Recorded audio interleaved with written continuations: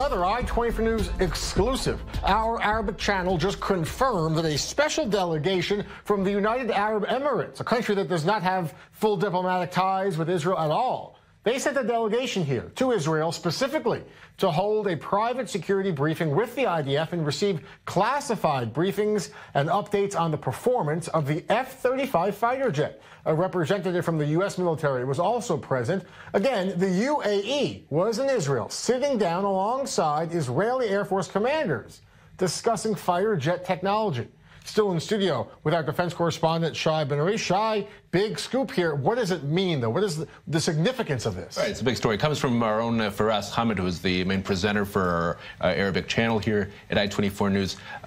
Really, there's a convergence of interests here. This is an interesting briefing that took place with a delegation from the UAE. They wanted to get the specifics about the F-35, which they're very open about, wanting to actually purchase here. Remember, Israel has some vital experience here. It has come out as the first country to actually use the F-35 in an operational sense. And they have how many now? They have a few, and they're going to get dozens more. 10. They're set to get at least 40 more. Israel could perhaps purchase more than that. Other countries are interested. Saudi Arabia, the UAE, allies, of course, of the U.S., Turkey already apparently getting several F-35s. There's a convergence of interest, as I mentioned, a common enemy, really. Iran, of course, all these countries worried about the Shiite threat here in the Middle East, the Shiite expansion. Let's say this very meeting, its actual taking place, could itself be a certain message being conveyed to Iran. We don't know if this deal, and this would be up to the U.S., of course, whether it's actually going to go forward in terms of selling the F-35 to the UAE. It was thought in the past, perhaps, that Israel would object, but we're seeing, not for the first time,